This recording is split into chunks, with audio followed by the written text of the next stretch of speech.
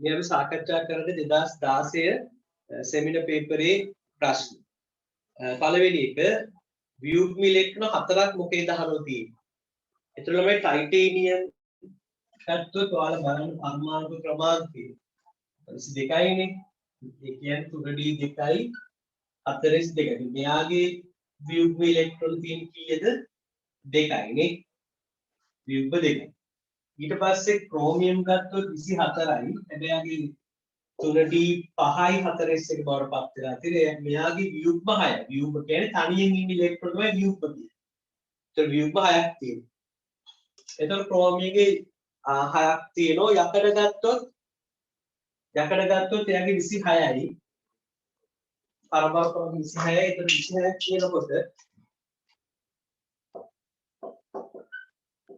3D 6යි 42නේ. එතකොට ඔයාලට පේනවා D6 කියනකොට ළමයි S2 නම් සම්පූර්ණ පිරෙනවා. 1යි 2යි 3යි 4යි 5යි. ඉතින් තනි කරවන්න. ඔන්න 6යි. එතකොට ව්‍යුග්ම කීයද? 4ක් තියෙනවා. ඒක තමයි උත්තරේට එන්නේ. කොබෝල්ට් ගත්තොත් 3D 7යි 4s2යි. එතකොට එයාගේ ව්‍යුග්ම කීයද? මේ D7 තමයි බලන්න ඕනේ S2 පිරීලා. 1යි 2යි 3යි 4යි 5යි 6යි 7යි. එතකොට කොබෝල්ට්ගේ ව්‍යුග්ම 3යි.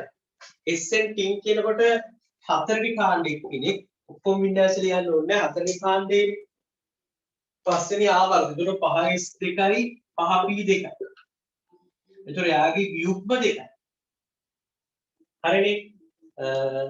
ඒ විදිහට ටයිටේනියම්ගේ ව්‍යුග්ම 2යි, ක්‍රෝමියම්ගේ ව්‍යුග්ම 6යි, යකඩවල ව්‍යුග්ම 4යි, කොබෝල්ට් වල ව්‍යුග්ම 3යි, SN ටින් වල ව්‍යුග්ම 2යි.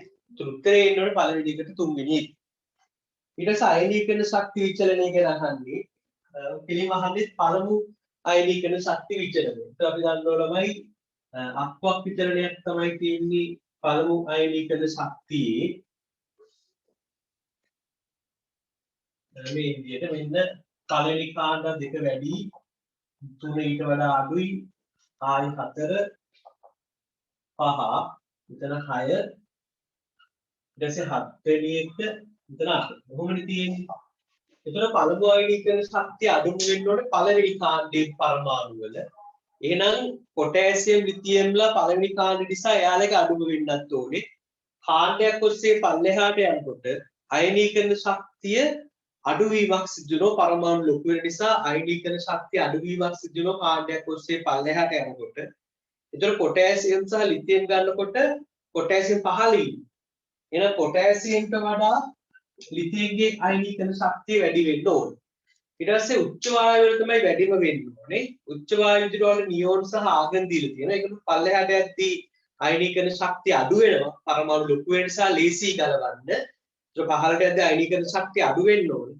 ඒතකොට නියෝන් සහ හීලියම් ආගන් සහ නියෝන් ගත්තොත් ආගන්ට වඩා නියෝන්ගේ අයනීකරණ ශක්තිය වැඩි වෙන්න ඕනේ. හරිද?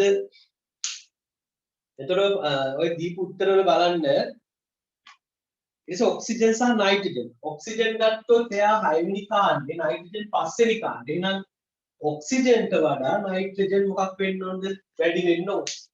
එහෙනම් ඔන්න ඔහොම උත්තරයක් තුනද කියලා බලන්න පොඩ්ඩක්. Potassium, lithium, oxygen, nitrogen, argon, neon. උත්තරේ පළවෙනි එක ගන්න පුළුවන්.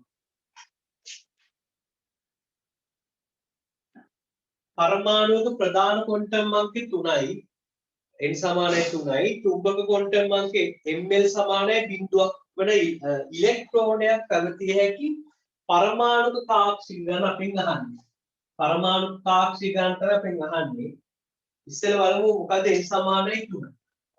n 3 නම් මෙන්න උද්දිගංශ නැත්නම් කෝණික කම්මිතා ක්වොන්ටම් අංක හොයන්නේ බිඳුවේ සිට n ඍණ 1 දක්වා අංක l බිඳුව තියෙන්න පුළුවන් L1 තියෙන්න පුළුවන් L2 තියෙන්න පුළුවන්. L බිඳුව කියන්නේ S උප ශක්ති මට්ටම.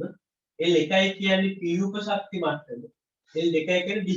එහෙනම් SPD කියන උප ශක්ති මට්ටම් තියෙන්න පුළුවන්. අහන්නේ ml සමානයි බිඳුව. L බිඳුව නම් ml ගේ අංක ගන්නේ ඍණ L සිට ධන L දක්වා අංක ටික ලියන්න තියෙන පූර්ණ සංඛ්‍යා ටික. ඉතින් ධන බිඳුව ඍණ බිඳුවට දෙකක් නෑ බිඳුව විතරයි තියෙන්නේ. මෙතන නම් ඍණ 1 බිඳුව ධන 1 මෙතන ml ගේ අංක එනවා ඍණ 2 ඍණ 1 බිඳුව ධන 1 ධන 2 ml වලින් කියන්නේ කාක්ෂික මෙතන එක කාක්ෂිකයක් තියෙනවා එහෙනම් S උපශක්ති මට්ටමේ කාක්ෂික එකයි P උපශක්ති මට්ටමේ කාක්ෂික 3ක් තියෙනවා D උපශක්ති මට්ටමේ කාක්ෂික තියෙනවා 5ක් තියෙනවා පෙන්නහන්නේ ml බිඳුව වල කාක්ෂික දාන කොච්චරද කියලා එහෙනම් මෙන්න එකයි මෙන්න තව කාක්ෂිකයක් මෙන්න තව කාක්ෂිකයක් එහෙනම් කාක්ෂික කීයද 3යි කියලා තමයි ගන්න වෙන්නේ. උත්තරේදී 3 වෙනි එක. හතරවෙනි ප්‍රශ්නේ CH3 CH2 මෙයාගේ IUPAC නාමකරණය අපිට අවශ්‍ය වෙන්නේ මම මේක ඩක දින්නම්. මෙතන CH OH මෙතන එතකොට CH3 හරි. ළමයි ප්‍රමුඛතා වගුවේ උඩින් ඉන්නේ කවුද? කාබොක්සිලික් කාන්ටේ. එහෙනම් එයාට තමයි අනිවාර්යයෙන්ම අංක 1 දෙන්නත් ඕනේ. 1 2 3 4 5. අපි දිත්තු බන්ධන හොයන්න යනකොට කාබන් දාම දිගවලින් කියන විතර කලින් මුලින්ම තියෙන ක්‍රියාකාරී කාණ්ඩ ප්‍රධාන කාබන් දාමයට ඇතුළත් වෙලා හරි සම්බන්ධ වෙලා හරි තියෙන්න ඕනේ. ඊට පස්සේ තමයි කියන්නේ දිත්තු බන්ධනව ත්‍රිත්තු බන්ධන ප්‍රධාන කාබන් දාමයට ඇතුළත් වෙලා තියෙනවා. දිගම කාබන් දාම වෙන්න ඊට පස්සේ තමයි ආදේශ කාණ්ඩ වැඩි ගණනක් සෙට් වෙලා තියෙන්න ඕනේ. එනනම් මේ නීති පිළිවෙලට යනකොට දිගම කාබන් දාම පුරන්න කලින් දිත්තු බන්ධන ඇතුළත් කරගත යුතුයි. ඒ නිසා අපි මේ පැත්තේ තමයි ප්‍රධාන කාබන් දාම තෝරගන්නේ. එහෙනම් මේවා ආදේශ කාණ්ඩ මේවා ආදේශ කාණ්ඩ. ආදේශ කාණ්ඩ වර්ග තුනක් තියෙනවා මෙතිල් හයිඩ්‍රොක්සි එතිල්. එන ඉස්සෙල්ලා ලියන්න ඕනේ මොකද්ද? එතිල්. එහෙනම් 4 එතිල් ඊට පස්සේ හයිඩ්‍රොක්සි කියනවා මෙතිල් එහෙනම් 3 හයිඩ්‍රොක්සි ඉංග්‍රීසි බෝඩියේ අකාරාදී පිළිවෙලට ලියන්න ඕනේ ඊළඟට 2,2 ඩයිමෙතිල් මොකද මෙතිල් කාණ්ඩ දෙකක් තියෙනවා ඩයිමෙතිල් හරි කාබන් 5ක් නිසා නැත්නම් දිත්තු බන්ධය මෙහෙම කෙලිවීම 4 තමයි දිත්තු බන්ධයේ තියෙන්නේ 4 පෙන්ටින් 4 පෙන්ටින් with acid इस तरह कोई कोई पास इस तरह लोग तो नाम तो මොකද උත්තරේ බලන්න පස්සේ දෙක ගන්න පුළුවන් පස්සේ ප්‍රශ්න බලන්න x නම් ක්ලෝරෝ හයිඩ්‍රෝකාබනයක් තියෙන්නේ ඔක්සිජන් තුල පූර්ණ දහනයට භාජනය කරාම ඔක්සිජන් තුල පූර්ණ දහනයට භාජනය කරාම කුමාරයයි ක්ලෝරීනුයි සම පරිමාවලින් හැදෙනවා කුමාරයයි ක්ලෝරීනුයි සම එකම පරිමා හැදෙනවලු අනෙක් එකම ඵලයේ කාබන් ඩයොක්සයිඩ් වේ කියලා කියලා තියෙනවා දැන් හරිද බලන්න වායුමය x ඝන සෙන්ටිමීටර් 10ක් සම්පූර්ණ මෙයාගේ ඝන සෙන්ටිමීටර් 10ක් සම්පූර්ණයෙන්ම දහනය කරන්න වැය වෙන ඔක්සිජන් පරිමාණ ඝන සෙන්ටිමීටර් 60යි කියලා දීලා තියෙනවා ඒ වගේ තව දත්තයක් දීලා තියෙනවා කාබන් ඩයොක්සයිඩ් වායු පරිමාණ ඝන සෙන්ටිමීටර් 50යි කියලා දීලා තියෙනවා මේ ඔක්කොම පරිමාණ ඇල්ල තියෙන එකම උෂ්ණත්වයක් හා එකම පීඩනයක් යටතේදී මොකද ළමයි එකම උෂ්ණත්වයේදී හා එකම පීඩනයේදී සමාන වායු පරිමාණ තුල සමාන අණු සංඛ්‍යාවක් පවතී මොකද මේ නියමය ඇවගාඩ්‍රෝ නියමය එහෙනම් මෙහෙමත් කියන්න පුළුවන් එකම උෂ්ණත්වයක හා එකම පීඩනයක පවතින සමාන වායු පරිමාණ සමාන මවුල සංඛ්‍යාවක් පවතී. ඒ කියන්නේ මෙන්න ඝන සෙන්ටිමීටර් 10ක මවුල 6ක් තියෙනවා නම් ඝන සෙන්ටිමීටර් 60ක මවුල 6ක් තියෙන්න ඕනේ. ඝන සෙන්ටිමීටර් 50ක මවුල 5ක් තියෙන්න ඕනේ. ප්‍රතික්‍රියාවක් සිද්ධ වෙන්නේ මෙන්න මේ මවුල අනුපාතය අනුව ඒකට තමයි ස්ටොයිකියොමෙට්‍රි කියන්නේ. මෙයාගේ මවුලකට මෙයාගේ මවුල 6ක් ප්‍රතික්‍රියා කරලා තිබෙන්න මෙතන ස්ටොයිකියොමෙට්‍රි 6ක් වෙන්න ඕනේ. මෙතන ස්ටොයිකියොමෙට්‍රි අංකේ කීයද 5ක් වෙන්න ඕනේ. දැන් පොඩ්ඩක් බලන්න කොහොම හරි වම් පැත්තේ ඔක්සිජන් ඔක්කොම 12ක් තියෙන්න ඕනේ. දැන් බලන්න මේ පැත්තේ ඔක්සිජන් ෆස්ෆරස් දෙක 10ක් විතර තියෙනවා. ඊට අමතරව ඔක්සිජන් තියෙන එක්කෙනෙක් ඉන්නේ මෙයා විතරයි. මෙහි ඔක්සිජන් 12ක් තියෙන්න ඕනේ. දැනට මෙහි 10ක් තියෙනවා. එහෙනම් අනිවාර්යයෙන්ම මෙතන දෙකක් වෙන්න එකයි ඉතුරුනේ 12ක් වෙන්නේ. සම පරිමාණ මෙතන මවුල දෙකක් වෙන්නේ. එහෙනම් මෙතනත් දෙකක් වෙන්න ඕනේ සම පරිමාණ කියලා දීපු නිසා මෙතන අංකෙත් මෙතන අංකෙත් සමාන වෙන්න ඕනේ. එහෙනම් සූත්‍රය හදාගන්න ලීසි කාබන් x කාබන් ගාන බලන්න කාබන් 5ක් තියෙන්න ඕනේ. හයිඩ්‍රජන් ගාන බලන්න හතරක් තියෙන්න ඕනේ ඔක්සිජන් ගාන sorry මේ Cl ගාන හතරක් තියෙන්න ඕනේ C5H4යි Cl4 ඒ කියන්නේ උත්තරේ දෙවෙනි එක ගන්න පුළුවන් පස්වෙනි එක හයවෙනි ප්‍රශ්නේ ඔයාලා මතකද මම ගියසේ එකපාරක් මේ පන්ති දෙවෙනි කතන්දරේ කිව්වා මෙන්න ඇල්ඩිහයිඩයක් මේ ඇල්ඩිහයිඩයක් ඉතින් මෙන්න මේ හයිඩ්‍රජන් ගැන කියන්නේ මේ ඇල්ෆා හයිඩ්‍රජන් මෙයාට සෝඩියම් හයිඩ්‍රොක්සයිඩ් සමග වද ප්‍රතික්‍රියා කළ හැකියි හරිද එතකොට ඇල්ෆා හයිඩ්‍රජන්ගේ ආම්ලතාවය වැඩි ඊළඟ එයාට සෝඩියම් හයිඩ්‍රොක්සයිඩ් එක ප්‍රතික්‍රියා කරන්න පුළුවන් ඊට පස්සේ දෙවෙනි එකේ තියෙන්නේ ඔයගොල්ලන්ට අග්‍රස්ත හයිඩ්‍රජන් තියෙන එකක් මෙයා සුළු ආම්ලිකතාවයක් එයා සෝඩියම් සමග තමයි ප්‍රතික්‍රියා කරන්නේ සෝඩියම් හයිඩ්‍රොක්සයිඩ් එක නම් බෑ සෝඩියම් හයිඩ්‍රොක්සයිඩ් එක බෑ ඊළඟට කාබොක්සිලික් අම්ල ළමයි ඒක තමයි ආම්ලිකතාවය වැඩිම වෙන්නේ ඇයි ඒ මොකද කාබොක්සිලික් අම්ල හැමෝමත් එක්කම ප්‍රතික්‍රියා කරනවා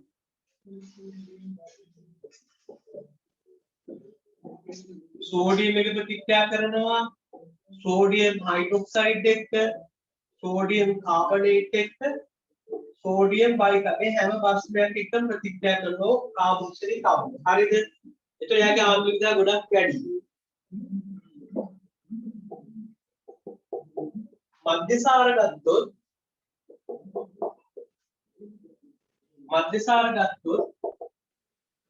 මධ්‍යසාර ප්‍රතික්‍රියා කරන්නේ සෝඩියම් එක්ක විතරයි. එයා සෝඩියම් මධ්‍යසාර සෝඩියම් හයිඩ්‍රොක්සයිඩ් එකක් නෑල. එතකොට එයා මේජර්ගේ නිත වගේ සෝඩියම් එක්ක හරි සෝඩියම් හයිඩ්‍රොක්සයිඩ් එක නෑ. මෙයා සෝඩියම් එක හරි සෝඩියම් හයිඩ්‍රොක්සයිඩ් එක නෑ. හැබැයි ළමයි මේ හයිඩ්‍රජන් මේ හයිඩ්‍රජන් වැඩිපුරම විඝටනය වෙන්න ලේසි කාටද? මේ හයිඩ්‍රජන් බැඳෙන්නේ කාබන්ට. විද්‍යුතතාවය අඩුයි. මේ හයිඩ්‍රජන් බැඳෙන්නේ ඔක්සිජන්. ඔක්සිජන්ගේ විද්‍යුතතාවය වැඩි. ඒ නිසා මේ බන්ධනයේ කැඩෙන ලේසි විද්‍යුතතාව වෙනස වැඩි නිසා. එහෙනම් මේ ආම්ලික මේ හයිඩ්‍රජන් වල මේ හයිඩ්‍රජන්ගේ ආම්ලිකතාවය වැඩි. දෙන්න එක වගේ වුණත් කැඩෙන්න ලේසි බන්ධනය තෝරන්න විද්‍යුතතාව වෙනස වැඩි බන්ධනය තමයි ලේසියෙන් කැඩෙන්නේ. එහෙනම් මේක තමයි විද්‍යුතතාව වෙනස වැඩි බන්ධනය. එහෙනම් මේකට වඩා මෙයාගේ ආම්ලිකතාවය වැඩි. එහෙනම් දැන් අපි උත්තරේ තෝරමු. අඩුම ආම්ලිකතාවයක් එතකොට තියෙන්න ඕනේ B සඳහා අග්‍රස්ත හයිඩ්‍රජන් ඊට පස්සේ මධ්‍යසාරය කියන්නේ D BD ඊළඟට ඇල්ෆා හයිඩ්‍රජන් තියෙන ඇල්ඩිහයිඩ් A වැඩිපුරම ආම්ලික වෙන්න ඕනේ මොකද කාබොක්සිලික් අම්ල. එතකොට BDAC තමයි උත්තරේ තෝරන්න ඕනේ. උත්තරේ 6 වෙනි ප්‍රශ්නෙට එන්න ඕනේ. 7 වෙනි ප්‍රශ්නේ බලන්න. N2H4 මවුල එකක් N2H4 මවුල එකක් ඉලෙක්ට්‍රෝන මවුල 10ක් පිට කරමින් මෙයා ඉලෙක්ට්‍රෝන මවුල 10ක් පිට කරලා Y කියන සංයෝගයක් හදනවලු Y ගේ මුල් සංයෝගිකන ඔක්කොම නයිට්‍රජන් පරමාණු මේ Y ගේ ඇතුලේ තියෙනවා නම් Y ගේ N පරමාණුක ඔක්සිජන් අංක කොහොමද කියලා අහන්න. දැන් මෙහෙම ළමයි මෙතන ඔයාලා බලන්න නයිට්‍රජන් දෙකේම ඔක්සිජන් අංක පොඩ්ඩක් බලන්න හයිඩ්‍රජන් ධන 4යි හරිද ඒතර මේ දෙන්නම ඍණ 4ක් මේ හරිද හයිඩ්‍රජන් ධන 4යි මේ දෙන්නම එතකොට ඍණ 4ක් වෙන්නේ කෙනෙක් ඍණ දෙක. එතකොට මෙතනත් Y ගේ ඇතුලේ N පරමාණු දෙකම ඉන්නවනේ. දැන් ඔයාලා දන්නව ළමයි මොකටද දැන් මම උදාහරණයක් පෙන්නන්න. දැන් ඔන්න MnO4- මෙතන Mn2+ බවට ආම්ලික මාධ්‍යයෙන් පත් වෙනවා. මෙතන ඔක්සිජන්ගේ ධන 7. මෙතන ඔක්සිජන්ගේ ධන 2යි. එතකොට අපි ඉලෙක්ට්‍රෝන දාලා නේද අර මුලින්ම ඉලෙක්ට්‍රෝන දාලා තුලිත කරන තැනක් ඉලෙක් 7යි 2යි ආරෝපණ සමාන කරන්න අපි ඉලෙක්ට්‍රෝන දානවා. එතකොට මෙතන ඉලෙක්ට්‍රෝන 5ක් දැම්මම ඔය කරන 5යි මෙතන ධන 7යි ධන 2. මෙහෙත් ධන 2යි මෙහෙත් ධන 2. එහෙනම් දෙපැත්තේ ඔක්සිජන්ගේ සමාන කියන ඉලෙක්ට්‍රෝන දානවා. මෙහි ඍණ 4යිනේ. එතකොට මෙහාට ඉලෙක්ට්‍රෝන 10ක් දාලා නිකන් ඍණ 10ක් දාලා නෙලවන්නේ. මෙහි දැම්මට පස්සේ ඉලෙක්ට්‍රෝන දැම්මට පස්සේ කොච්චරක් වෙන්න ඕනද ඔක්සිකරණාන්තේ සමස්තය කීයක් වෙන්න ඕනද? ඍණ 4ක් වෙන්න. එහෙනම් මේ පැත්ත ඍණ 4ක් වෙන්න නම් මේ පැත්ත ඍණ 4ක් වෙන්න නම් දැන් ඍණ 10ක් තියෙනවා. එහෙනම් මෙතන y ගේ කීයද තිබිලා තියෙන්නේ? ධන 6ක් නේද දැන් බලන්න.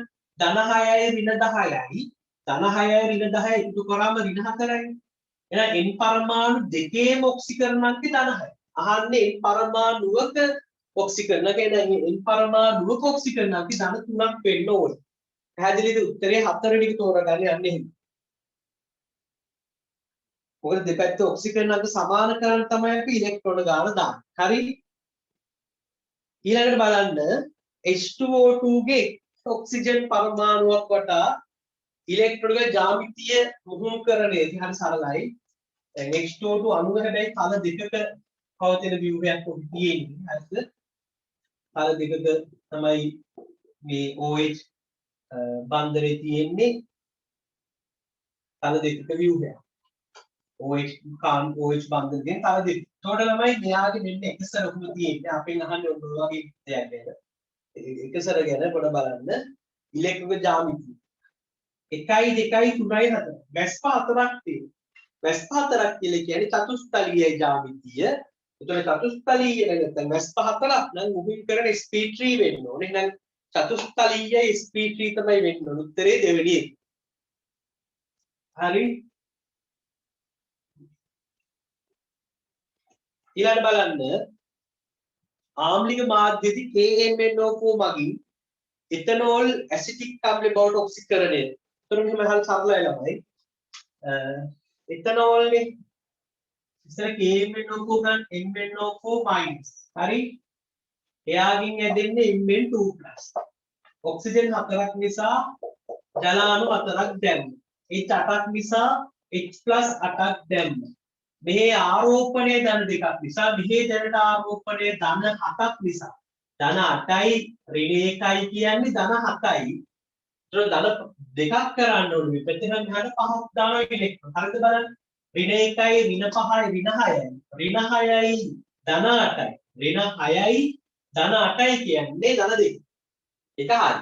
ඊට පස්සේ ඔයගලට තියෙන්නේ C2H5OH අපි ඒක මෙහෙම ලියමු. C2H5OH කොහොමද තියෙන්නේ? ඔක ඔයාලා පරමාණු එකතු කරගන්න. එතන C2H6යි ඕනේද මෙතන? අන්න එහෙම ලියන්න. ඊට පස්සේ එයාපත් වෙන්නේ CH3COOH ඇසිඩික්. එතන එකෙන් බලන්න කාබන් කීයද? කාබන් 2. හයිඩ්‍රජන් ගාන බලන්නකො. හයිඩ්‍රජන් තියෙන කීයද?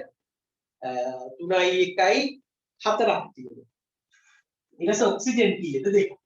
හරි මෙන්න මෙහෙම ලියන්න ළමයි ඔයගේ කාබනික සංයෝග දෙන්නකොට පරමාණු එකතු කරලා ලියන්න.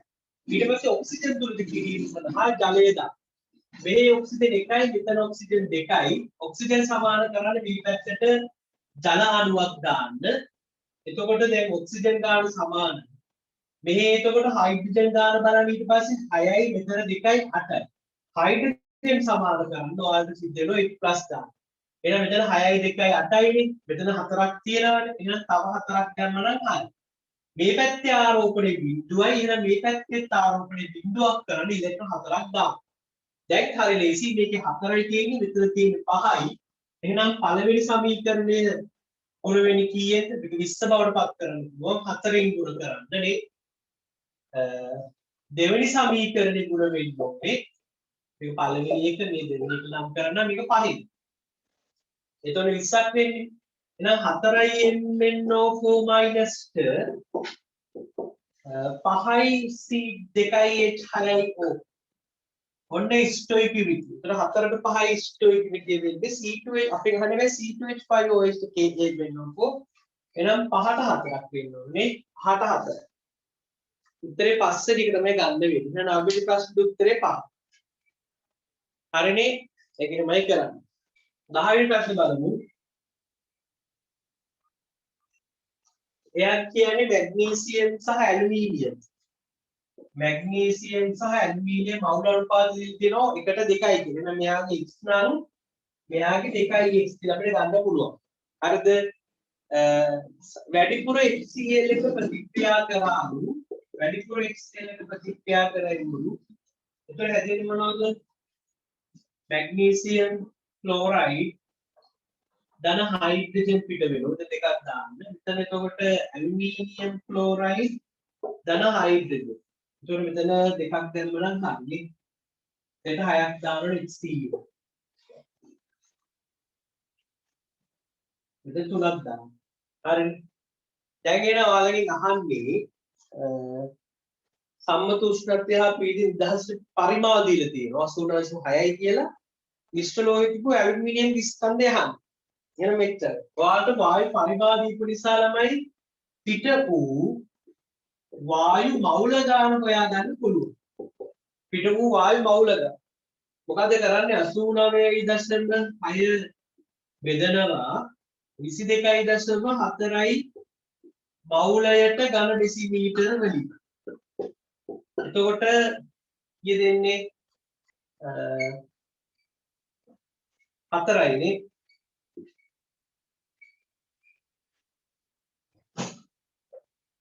ඔව්. එතකොට ළමයි අපි හොයාගමු මෙතන පිටකට වායු මවුල ගන්නත් මේ ප්‍රතික්‍රියා වායුව හයිඩ්‍රජන් දෙක හයිඩ්‍රජන්. මෙතන x නම් ස්ටොයිකියමිති අරව මෙතනත් xමයි. ඇලුමිනියම් 2x නිසා මෙතන එතකොට 2න් බෙදලා 3ෙන් පුර කරගෙන 3ix. එහෙනම් මුළු පිට වෙච්ච මුළු වායු මවුල ගන්න 4ix. එහෙනම් 4ix සමාන වෙන්නේ 4ට x සමානයි 1යි. එහෙනම් ළමයි අපෙන් අහන්නේ ඇලුමිනියම්ගේ ස්කන්ධය ඇලුමිනියම්ගේ මවුල ගන්න 2ix ඒකයි මවුල නම් 2යි එකම. එහෙනම් ස්කන්ධය අහන්නේ මෞලික ස්කන්ධ 27යි. 27 ගුණ කරන්න දෙකෙන් ස්කන්ධය හොයන්න. එතන 14යි 54යි ග්‍රෑම් තමයි උත්තර. 54යි ග්‍රෑම්. සරල ගණනක් උත්තරේ එන්න ඕන එතකොට පළවෙනි එක. හරි. දැන් මම ඊළඟට 11 වෙනි ප්‍රශ්නේ කරනවා. පහත කුමන සංයෝගී ත්‍රිමාන සමායකතාවය නොපෙන්වයි.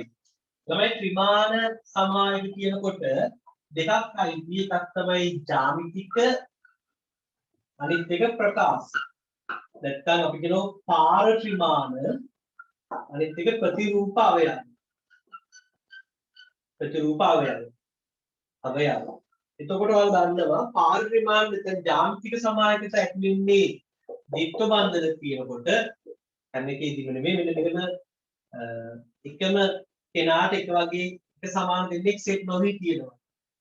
හරි එකම කාබන්ට එක වගේ දෙන්නෙක් සෙට් වෙලා නැත්නම් අන්න ජ්‍යාමිතික පාර ත්‍රිමාන තියෙනවා. ප්‍රකාශ වෙන්න නම් එකිනෙකට වෙනස් කාණ්ඩ හතරක් චතුස්තලීයව එකිනෙකට වෙනස් කාණ්ඩ හතරක් සම්බන්ධ වෙලා තියෙන්න ඕන. හයිඩ්‍රජන් කාබන් පරමාණුවක් තියෙන්න ඕන. දැන් බලන්න දීපු සංයෝග වල පළවෙනි කියලාමයි ද්විත්ව බන්ධනයක් තියෙනවා. හැබැයි ඔයාලට පේනවා එකම කාබන්ට එක වගේ දෙන්නෙක් සෙට් නිසා ජ්‍යාමිති කරන්නේ නැහැ. ඊට පස්සේ බලන්න මෙන්න මේ කාබන්. මෙතන H එක කොහොම විහිදුවන්නම් CH3 එක මෙතන OH. මෙයාට තියෙනවමයි අසමාන කාණ්ඩ හතරක්. ඒ කියන්නේ මෙයා ප්‍රකාශ සමායකතාවේ පෙන්නන. ප්‍රකාශ සමායකතාව පෙන්නන ප්‍රකාශ සක්‍රියයි පෙන්වන ත්‍රිමාන සමායකතාව නොපෙන්වයි. ඉතින් එයා පෙන්නනෝ ප්‍රකාශ සමායකතාවය කියන එක. දෙවෙනි එක බලන්න ඕනේ ද්විත්ව බන්ධනය අඳින්න ඉස්සෙල්ලම ද්විත්ව බන්ධනය ඇඳා පළවෙනි කාබන්ට H එකයි CH එක සමාන දෙන්නෙක් නෙනේ පුළුවන් ජ්‍යාමිතික තව බලමු අනිත් එක බලන්නත් ඕනේ. H එකයි CH2OH අන්න වෙනස් කාණ්ඩ දෙකක් ජ්‍යාමිතික සමායකතාවය කියනවා. ඒව සිස් ට්‍රාන්ස් ලෙස හඳුන්වන්නත් පුළුවන්. මොකද සමාන දෙකක් පැහැදිලි නිසා සිස් ට්‍රාන්ස් කියලා හඳුන්වන්නත් පුළුවන්. තුන්වෙනි එක බලන්න එයාගේ තමයි පොඩි අවුලක් වෙන්නේ. මොකක්ද? තුන්වෙනි එකේ අවුල තියෙන්නේ සමාන කාණ්ඩ දෙකක් සම්බන්ධ වෙලා තියෙන්නේ. සමාන කාණ්ඩ දෙකක් එතන මේ බලන්න මේ දෙක සමානයි තමයි එකකොට හයිඩ්‍රජන් කාබනයක් වෙන්න බෑ. ඒ නිසා ගන්න ප්‍රකාශ සමායකතාවයවත් නෑ. ජ්‍යාමිතිකත් කොහොමත් නෑ. උත්තරේ නම් 3 තමයි ගන්න වෙන්නේ. හතරවෙනි එකේ බලන්න. හතරවෙනි එකේ OH සම්බන්ධ කාබන් හයිඩ්‍රජන් කාබනයක්. එතකොට තියෙනවා ප්‍රකාශ සමායකතාව. පස්වෙනි එකේ ද්විත්ව බන්ධනයේ දාන කාබන් දිහා බලන එකම කාබන්ට එක වගේ දෙන්නේ සම්බන්ධ නෑ. සිස් ට්‍රාන්ස් පවා තියෙනවා. මොකද CH3 එකම පැත්තේ තියෙදි සිස් දෙපැත්ත තියෙන ට්‍රාන්ස් ඒ නිසා මේක ජ්‍යාමිතික පෙන්නේ. පස්වෙනි. එහෙනම් උත්තරේ 11 වෙනිට ගන්න වෙන්නේ තුන්වෙනි එක. හරිද? ඊළඟට පහත් සඳහන් සංයෝග වල තාපාංක වැඩි වෙන පිළිවෙල වන්නේ. තාපාංක වැඩි වෙන පිළිවෙල. දැන් මෙහෙම යනවා. තාපාංක වැඩි වෙන පිළිවෙල අහනකොට මෙන්න මේක ළමයි තියරි එකකින් හොයන්න බෑ. ඇත්තට තියරි එක හොයන්න බෑ. මෙන්න මේක තමයි ප්‍රස්තාරේ. මෙන්න මේ දැනුම ඔයාලට තියෙන්න ඕනේ. තීරින් හොයන්න බැහැ උන්. හරිද? මොකද්ද දැනුම? ඔයාලට මතකද හයිඩ්‍රයිඩ් වල තාපාංක විචලනය 5 කාණ්ඩය 6 කාණ්ඩය 4 කාණ්ඩය. අපි දන්නෝ ජලය ඊට පස්සේ HF NH3 ජලය මෙන්න මේ හයිඩ්‍රයිඩ් වල හයිඩ්‍රජන් බන්ධන වල ප්‍රබලතාවය නිසා තාපාංක වැඩි වෙන පිළිවෙල ඔයාලට කටපාඩම් අනිවාර්යෙන් මතක තියෙන්න ඕනේ. NH3 ට තාපාංක වැඩි HF ගේ HF ට වඩා තාපාංක වැඩි ජලයේ. එහෙනම් ළමයි ඕගොල්ලෝ ප්‍රස්ථාර අදිනකොට උඩින්ම අදින්න ඕනේ H2O ට අදාළ ප්‍රස්ථාරය. ඒතර H2O කියන්නේ 6 වෙනි කාණ්ඩයේ එහෙනම් 6 වෙනි කාණ්ඩේ ප්‍රස්ථාරයට උඩින්ම යනවා. කොහොම කෙලින්ම අඩු වෙනවා ඊට පස්සේ ආයි මොකද වෙන්නේ වැඩි වීමක් සිද්ධ වෙනවා. හරිද? හැබැයි මේ තරම වැඩි වෙන්නේ නැහැ. මෙතන තියෙන H2S මෙතන H2SE මෙතන H2TE කියලා ගන්න පුළුවන්. ඔන්න උඩින්ම මේක ජලයේ තාපාංක වෙන නිසා තමයි එයාගේ ප්‍රස්ථාරය උඩින් යන්නේ. එහෙනම් දෙවෙනිට අදින්නනේ මොකද HF. ඒ කියන්නේ හත්වෙනි කාර්ය ප්‍රස්ථාර තමයි දෙවෙනිට අදින්නේ. එතකොට මෙතන HF මෙතන HCl ඊළඟට ඔන්න ඔහොම වැඩි වීම. මෙතන එතකොට HBr මෙතන HI. තුන්වෙනිට අදින්න ඕනේ NH3 ගේ ප්‍රස්ථාරය. ඔන්න NH3 මේ හරියට අදින්න. හරි. දැන් උත්තර චූටි වෙනසක් වෙනවා ළමයි. මෙතනින් ඇත්තටම HCl ට වඩා pH 3 ගේ තාපාංකය අඩුයි. මෙතන අවුලක් නැහැ. මේ තුන් තැන් සමානයි. මේ මුල් තැන වගේම තමයි මෙතන. බලන්න. හැබැයි මෙතනින් පස්සේ වෙනසක් වෙනවා. මෙතනින් නිකා මෙන්න මෙහාට යනවා. ඔන්න ඔහොම වෙනස් වීමක් සිද්ධ වෙනවා. හොඳේ. අන්න ඒක මතක තියාගන්න. තුන්වෙනිට අදුන් ප්‍රස්ථාරේ මේ මෙන්න මෙතෙන්ට උඩට යනවා. එතකොට මේ pH මේ තියෙන ආසනික්ගේ නයිට්‍රජන් ફોස්ෆරස් ආසනික්ගේ හයිඩ්‍රයිඩ් මේ ඇන්ටිමනි හයිඩ්‍රයිඩ්. ඊට යටින් තමයි හතරවෙනි කාණ්ඩේ හයිඩ්‍රයිඩ් යන්නේ. එහෙනම් ළමයි දැන් ඔයාලට තෝරන්න ප්‍රමාණක පළවෙනි උත්තරේ SI කියන හතරවෙනි කාණ්ඩය. ඒක අඩුව. pH3 H2S Hcl බලන්න හරිද කියලා. pH3 ඊට පස්සේ මෙතන තියෙන්නේ HCl නමුත් පළවෙනි උත්තරේ තියෙන්නේ H2S. වැරදි නේද එතකොට? එහෙනම් ඒක ගන්න බෑ. දෙවෙනි එක බලන්නකෝ SiH4 අඩුම යටින්ම තියෙන හතරවෙනි කාණ්ඩේ හයිඩ්‍රජන් ඇද්දේ නැවම ඒක යටින් තියෙන මතක තියාගන්න. SiH4 pH3 HCl H ගන්න උත්තරේ ළමයි. ඒක තමයි හරියම පිළිවෙල. ඒ නිසා මේ ප්‍රස්ථාර ඇදීමේ දැනුම හදා ගන්න ඕගොල්ලෝ. හරිද? මෙන්න මේ රටාව විභාගය නිතරම අහලා තියෙන මේ තුන් දෙනාගෙන්. මෙන්න මේක තමයි විභාග අහන්න පුළුවන්. මේකත් මේ තුනට අහන්න පුළුවන්. මේකත් අහන්න පුළුවන්. හතරවෙනි කාණ්ඩයක තමයි අඩුම. මේ මේකේම හතරවෙනි කාණ්ඩයක තමයි මෙතන SiH4 මෙතන ජර්මේනියම්ගේ අඩු දෙක දාන්න. මෙතන SnH4 ඒ මේ ශ්‍රේණියේ අඩු දෙක SiH4 මේ තුන් දෙනාගේ අඩු දෙක GeH මේ තුන් දෙනා අඩු දෙක SnH4 13 බලන්න සාන්ද්‍රණයේ වයි වෙච්ච සෝඩියම් ක්‍රෝමේට් ද්‍රාවණයක් තුල ඝන සිල්වර් ක්‍රෝමේට් ද්‍රාවිතාව සඳහා සුදුසු ප්‍රකාශනයක් වන්නේ පහතේ කුමක්ද කේස් පියරෝ Ag2CrO ද්‍රාවිත මේ පොදු ආයනාචන දානක් ඇයි පොදු ආයනයක් ඉන්නකොට තමයි අවක්ෂේපය දිය කරන්න හදන්නේ පොදු ආයන ඉන්නකොට තමයි අවක්ෂේපය දිය කරන්න හදන්නේ එතකොට වෙන්න Ag2CrO4 ප්‍රතිවර්ත ලකුණ Ag ධන එක්ස් ඒ දෙකක් ඉන්නවා CrO4 2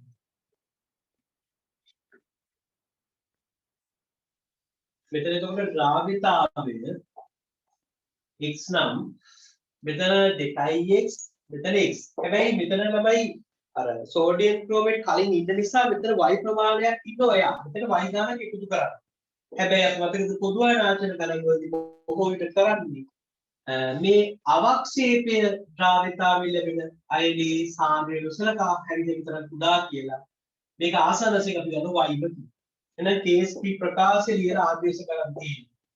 KSP සමානයි AG plus A plus J වර්ගයේ CRO42 minus සාන්ද්‍රණය.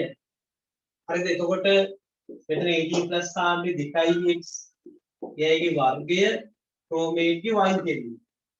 එහෙනම් KSP සමානයි අපෙන් අහන්නේ ද්‍රාව්‍යතා කියන්නේ y තමයි x තමයි අපි උත්තර කරන්නේ. එහෙනම් KSP සමානයි 4x වර්ග වතාවක් y නේ.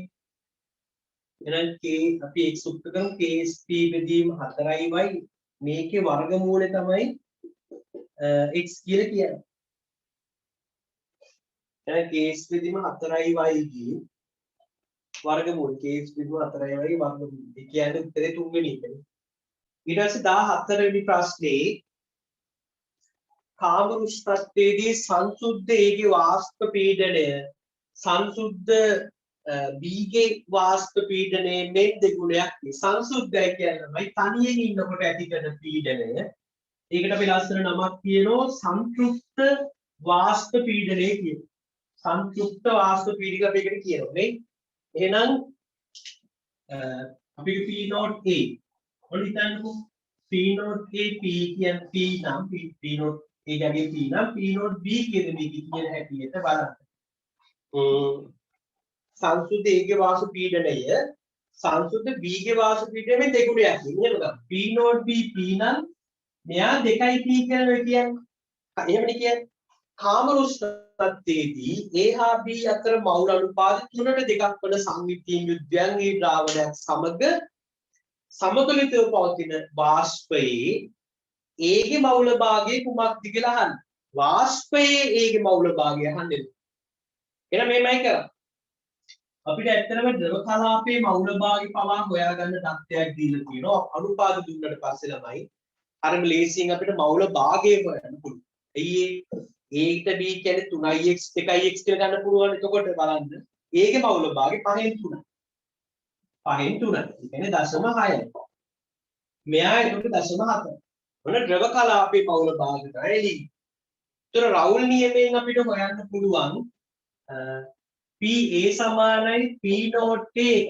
ද්‍රව කලාපයේ මවුල භාගයේ සංතෘප්ත වාෂ්ප පීඩනය ගුණ කරාම වාෂ්ප පීඩනය එහෙම නැත්නම් ආංශික පීඩනය හොයා ගන්න පුළුවන්. හරිද? එහෙනම් මම PA හොයනවා. P not A ට දානවා 2යි P වතාවක් XA කියද්දි 0.6යි. ඒතර PA සමාන වෙන්නේ 1.2යි P. ඒ වගේම හොයා ගන්නවා PB සමාන වෙන්නේ P not PXB රවුල් නියමයෙන් එහෙමයි සමීකරණය එන්නේ. PB සමානයි P not B ට දාන්නේ P කියලා XB 0.4යි. එහෙනම් PB සමානයි 0.4යි P. දැන් මට හොයාගන්න පුළුවන් P total මුළු පීඩනය. මුළු පීඩනය කියන්නේ 1.6යි P. හරිද? P total උත් හොයාගන්න. දැන් අපෙන් අහන්නේ වාෂ්ප කලාපේ නේද? කියන්නේ වායු කලාපේ. ඒත් දැන් ආංශික පීඩනය දාන්න. මුළු පීඩනය දාන්න. මොකක්ද අර සමීකරණේ? අපෙන් අහන්නේ A ගේ මවුල භාගය නේද වාෂ්ප කලාපේ. එහෙනම් මෙහෙමයි. PA ඒගේ ආංශික පීඩනය සමානයි මුළු පීඩනයේ වතාවක් අන්න ඒ වායු කලාපේ මවුල භාගය. වායු පාඩේ දිගට සමීකරණයේ ආංශික පීඩනය සමානයි මුළු පීඩනයේ වතාවක් මවුල භාගය. අපි අර ද්‍රව කලාපයේ වාෂ්ප කලාපය කියලා දෙකක් මෙතනදී හම්බෙන නිසා මේ පාඩෙදි විතරක් මවුල භාගය හැදින්වීමට y අකුරු යොදා ගන්නවා. වාෂ්ප කලාපයේ මවුල භාගය සමග තමයි y අකුරු යොදා ගන්න. එහෙනම් y ගේ තමයි ඔයාලා හොයන්න ඕනේ. y ගේ උත්තර කරගන්න. එතන PA බෙදීම PP එහෙනම් ආදේශ කරන්න ළමයි. PA ට එන්නේ 1.2යි P. ඊළඟට PT ට එන්නේ 1.6යි P. එහෙනම් මෙන්න වාෂ්ප කලාපයේ මවුල භාගය අපිට දැන් හොයන්න පුළුවන්. 4 වර 3යි 4න් 3යි. 4න් 3 කියන්නේ 0.75. පැහැදිලිද? එහෙනම් 0.75යි තමයි උත්තරේ. 14ට 4. 0.75යි උත්තරේ. හරිනේ? මේක ඔයාලා කරද්දි ගෙදරදී තමයි තනියම මේක කරන්න ආයෙත්. අඩුපාඩු බලන වීඩියෝ එක බලන්න. ඒක හරියම ක්‍රමය. දැන් ඊළඟට ඒක තමයි සාර්ථක ක්‍රමය. දැන් අහන් ඉඳලා පොඩ්ඩක් මතකයෙන් කරන්න පුළුවන්. වැරදිච්ච එක. ඊට අඩුපාඩු හදාගන්න වීඩියෝ එක බලන්න. 15 වෙනි එක. ඩයික්‍රෝමේට් මගින් ඔක්සිකරණය නොවේද කියලා. මේ තියෙන්නේ ප්‍රාථමික මධ්‍යසාරයක්. ඕගනික් ගැලවින් කියන්න පුළුවන්. ප්‍රාථමික මධ්‍යසාරයට ආම්ලික KMnO දැම්ම ආම්ලික පොටෑසියම් ඩයික්‍රෝමේට් දැම්ම මෙන්න මේ කාණ්ඩය COOH කාණ්ඩයක් බවට ඔක්සිකරණය වෙනවා. මෙයා ඔක්සිහරණය වෙනවා ක්‍රෝමින් දන්වන බව. ඒක වෙනවා. හරිද? H2S ගත්තත් H2S මොකද වෙන්නේ? සල්ෆර් බවට ඔක්සිහරණය වෙනවා ක්‍රෝමින් ධන 3 බවට මේක ඔක්සිහරණය වෙනවා. හරිද? එතකොට මෙයා ඔක්සිකරණය වෙනවා. මධ්‍යසාරයට ඔක්සිකරණය වෙනවා. Br2 ට වෙන්න පුළුවන් දේ මොකද්ද ළමයි? Br ට වෙන්න පුළුවන් Br- බවට පත් වීම ඉලෙක්ට්‍රෝන දෙකක් අරගෙන. හැබැයි මේක ඔක්සිහරණය. මේක ඔක්සිහරණය.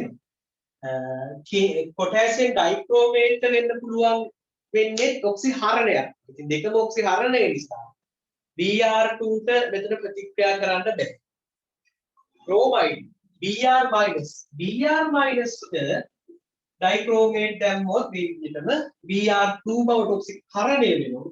මෙයා ක්‍රෝමියම් ධන 3 බවට ඔක්සිහරණය වෙනවා. ඒක හරියි. හයිඩ්‍රජන් පෙරොක්සයිඩ් හරි සරලයි. හයිඩ්‍රජන් පෙරොක්සයිඩ් ගත්තොත් එයාට ඕන ඔක්සිහරණය වෙන්නත් පුළුවන්, හරණය වෙන්නත් පුළුවන්. ඉතින් ඩයික්‍රෝමේට් ඔක්සිහරණය වෙනවා ක්‍රෝමියම් ධන 3ට. එහෙනම් මෙයා ඔක්සිකරණය වෙනවා O2 බවට. පැහැදිලිද? ඒ නිසා ළමයි අපිට ඔක්සිකරණය නොවේද කියලා ගන්න වෙන්නේ තුන්වෙනි උත්තර. 16 වෙනි ප්‍රශ්නේ බලමු. එක්තරා ජලීය ද්‍රාවණයක D ගොළුවේ මූලද්‍රව්‍ය දෙකක් අඩංගු කොළ පැහැති සෝඩියම් ලවණ දෙකක්. තමයි සෝඩියම් ලවණ දෙකක් තියෙන්නේ. දැන් හිතන්න සෝඩියම් ලවණ කියලා කියනකොට සෝඩියම් ධනනේ. එහෙනම් ඔය කියන කොටස D ගොළුවේ මූලද්‍රව්‍ය තියෙන ඒ කොටස විනායනයක් වෙන්න ඕනේ කොහොමද? මේකයි මෙතන විශේෂයි. ඒ කියන්නේ බාස්නික ද්‍රාවණයක් වෙන්නත් පුළුවන්. මොකද සෝඩියම් ලවණයක් හැදෙන්නේ නිකන් සෝඩියම් හයිඩ්‍රොක්සයිඩ් වගේ භස්මයක් දැම්මට පස්සේ ළමයි ඉතර ජලයකට D ගොළුවේ මූලද්‍රව්‍ය දෙක අඩංගු කොළ පැහැති සෝඩියම් ලවණ දෙකක් ඇති. එහෙනම් ඒකේ තේරුම D ගොළුවේ කැටායනේ තියෙන කොටස ඍණ ආරෝපිත කොටසක් වෙන්න ඕනේ. ඒට H2O2 ද්‍රාවණයක් එක්කල විට දුඹුරු පැහැති අවක්ෂේපයක් හයිඩ්‍රජන් පෙරොක්සයිඩ් දැම්මට පස්සේ සෝඩියම් ලවණ කියනකොට නිකන් බාස්මික ද්‍රාවණයක් කියලා ළමයිට හිතන්න පුළුවන්. ඒතර ඒකට හයිඩ්‍රජන් පෙරොක්සයිඩ් ද්‍රාවණයක් දැම්මට පස්සේ දුඹුරු පාට අවක්ෂේපයක් සහ කහ පැහැති ද්‍රාවණයක් සෑදුණු. කහ පාට ද්‍රාවණයක් හැදුණු. මුල් ද්‍රාවණයේ ලවණ වල අඩංගු D ගොළුවේ මූල ද්‍රව්‍ය දෙක මොකක්ද කියලා අහන්න. ළමයි මෙන්න මෙහෙමයි කතාව. දැන් අපිට හිතන්න මේක බාස්මික ද්‍රාවණයක් වෙන්නේ. සාමාන්‍යයෙන් මේ බාස්මික ද්‍රාවණයකට දැන් හයිඩ්‍රජන් පෙරොක්සයිඩ් දානකොට ළමයි හයිඩ්‍රජන් පෙරොක්සයිඩ් දානකොට මෙන්න මෙහෙම දෙයක් වෙන්න පුළුවන්. මොකද්ද? මෙයා ඔක්සිකරණය වෙන්න පුළුවන් O2 බවට. එතකොට මේ ලවණේ ඉන්න කවුරු හරි කෙනෙක් ඔක්සිහරණය වෙනවා. එතකොට කළු දුඹුරු පාටක් නේ. එතන දුඹුරු පාටක්. බලන්න හොඳට අහලා පුරුදුයි බාස්මික මාධ්‍යයකදී MnO4- මැංගනස් ඩයොක්සයිඩ් බවට ඔක්සිහරණය වෙනවා. එතකොට දම් පාට මේ ද්‍රාවණය කළු දුඹුරු පාටට හැරෙනවා. අන්න ඒ වගේ නේද මෙතන කතාව. එහෙනම් අපිට සැක හිතෙනවා මම මෙතන හිටපු ඍණ MnO4- වෙන්නේ. ඒතර මෙන්න ලවණේ ගැලපෙනවා MnO4 හයිඩ්‍රජන් පෙරොක්සයිඩ් එක ප්‍රතික්‍රියාවෙන් මෙතන හැදෙන තියෙන මැංගනස් ඩයොක්සයිඩ් කියලා දාලා පුළුවන්. දැන් අනිත් එක D ගොඩේ මූල දෙකට කොළ පාට සෝඩියම් ලවණ දෙකක් තියෙනවා. හරි. තව බලමු මෙහෙම කතාවකුත් තියෙනවා. MnO4- තමයි දම් පාට. MnO4 minus තම් පාටයි MnO4 2 minus ගත්තොත් කොළ පාට.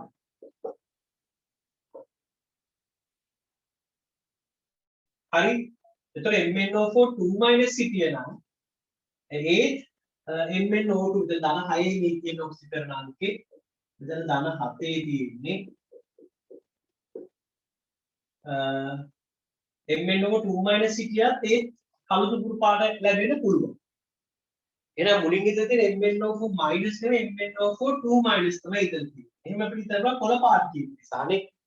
හරි. ඊට පස්සේ බලමු මේ මොකද මේ කහ පාට කතාව. ක්‍රෝමියම් ධන 3 තියෙන්නේ. ක්‍රෝමියම් ධන 3 සෝඩියම් හයිඩ්‍රොක්සයිඩ් එක ප්‍රතික්‍රියා කරාම තමයි ක්‍රෝමික් හයිඩ්‍රොක්සයිඩ් හැදෙන්නේ. හරිද? එතකොට මේකට හයිඩ්‍රජන් පෙරොක්සයිඩ් දැම්මට පස්සේ ක්‍රෝමේට් හැදෙනවා. ඉතින් මේක තමයි ක්‍රෝමියම් ධන 3 අයන හඳුනා ගැනීමේ පරීක්ෂණය. මේක ලේසරේ විභාගෙට අහනවා කිව්වා. හරිද? ක්‍රෝමියම් ධන 3 අයන හඳුනා ගැනීමේ පරීක්ෂණය සෝඩියම් හයිඩ්‍රොක්සයිඩ් දැම්මොත් මේක කොළ පාට ඇත්තටම අවක්ෂේප වෙනවා. ඒකට හයිඩ්‍රජන් පෙරොක්සයිඩ් දැම්මම ක්‍රෝමේට් හැදෙනවා. තව කතන්දරයක් මම කියන්නේ. ඒ තමයි මෙන්න මේක. මේ ක්‍රෝමියම් ධන 3ට හදිස්සියක් වැඩිපුර සෝඩියම් හයිඩ්‍රොක්සයිඩ් වැටුනොත් මෙන්න මෙහෙම OH 6ක් තියෙන ඍණ ආයනයක් හැදෙනවා. මෙතන ඒකට සෝඩියම් 3යි. හරිනේ Na3 ඔන්නම සංකීර්ණයක්. මේක ඔයාලට ගිය සතියේ අර වීඩියෝ බලනවා බලා ගන්න පුළුවන්. මෙහෙම ලවණයක් හැදෙනවා. මෙයා කොළ පාට ද්‍රාවණය. අවක්ෂේපයක් නෙමෙයි. මේක නම් කොළ පාට අවක්ෂේප මෙතන ද්‍රාවණය. මේකට හයිඩ්‍රජන් පෙරොක්සයිඩ් දැම්මත් මොකද මේකේ ධන 3 තියෙන ක්‍රෝමියම්. ඒක ළමයි ක්‍රෝමියම් ධන 3 ඉන්න නිසා මේ වගේ මෙතන ධන 3 මෙතන ධන 3. ධන 3 නිසා ක්‍රෝමේට් හැදෙන්න පුළුවන්. එහෙනම් ඔය කියපු කතාවට මේකත් ගැලපෙනවා. ඇයි සෝඩියම් හයිඩ්‍රොක්සයිඩ් වැඩිපුර දාලා මේ වගේ ලවණයක් මෙතන හිටියක් ගන්නෑ. එයාට හයිඩ්‍රජන් පෙරොක්සයිඩ් දානකොට කහ පාට ක්‍රෝමේට් ද්‍රාවණය හැදෙනවා. කහ පාට ක්‍රෝමේට් ද්‍රාවණය උඩ හැදෙනවා. එහෙනම් මෙතන ළමයි හිටපු කැටායනේ CrOH ඍණායනේ CrOH 6. එතකොට 3 minus එතකොට Na3 වෙනවා. එහෙනම් ඔන්න ඔය ලවණ දෙක තමයි ළමයි ඇත්තටම එහෙනම් ඉතියි කියලා අපිට ගන්න පුළුවන්. මේ දෙකම කොළ පාට. එහෙනම් හයිඩ්‍රජන් පෙරොක්සයිඩ් දානකොට හරිය ගැලපෙන්නේ නේද නිරීක්ෂණය කළු දුඹුරු පාට. එහෙනම් අපිට හිතන්න පුළුවන් දීගලුවේ මුල්ට වෙදි කියන්නේ. ඒතර මැංගනස් සහ ක්‍රෝමියම් කියලා තමයි ගන්න වෙන්නේ. වෙන උත්තර තියෙනවා මට කියන්න තර්ක ඉදිරිපත් කරන්න පුළුවන්. උත්තරේ මැංගනස් සහ ක්‍රෝමියම්. එතනම පොඩි දැනුමක් අවශ්‍ය වුණා අර MnO4 minus තම් පාටයි MnO4 2 minus කොළ පාටයි කියලා. හරිද? 17 බලමු. යම්කිසි උෂ්ණත්වයකදී මෙන්න මේ සමතුලිතතා නියතයේ අගය CI into gas ධන 2යි O2 gas ප්‍රතිවර්ත ලකුණ 2යි NO2 gas මෙයාගේ අගය CI කියලා KC ඔකේ දීලා තියෙනවා. මේ උෂ්ණත්වයේදීම NO2 gas මේ ප්‍රතික්‍රියාවේ අපින් අහනෝ සමතුලිතතා නීති කොච්චරද? හරි සරල ප්‍රශ්නයක්. SO2 gas. දැන් මෙහෙමයි. ඔයාලට පේනවා මේකේ ඉන්න කට්ටියමයි මේකෙත් ඉන්නේ. දැන් මේකෙන් තමයි ඔයාලා මේක හදා ගන්න ඕනේ. ඉස්සෙල්ලම බලන්න මම මේක හදන්න බලන්න මේක. ඔය ප්‍රශ්නේ මම කියන්නේ ප්‍රතික්‍රියා හදා ගන්න. මම ඉස්සෙල්ලා මේක දෙකෙන් බෙදුවා. දෙකෙන් බෙදුවා. ඒතර මොකද වෙන්නේ කියන්නේ? n දැන් භාගයෙන් ගුණ කරනවා. පැහැදිලි භාගයෙන් ගුණ කරනවා. එතකොට n2 භාගයයි m. මෙතන O2. මෙතන එතකොට ඉන්නේ NO.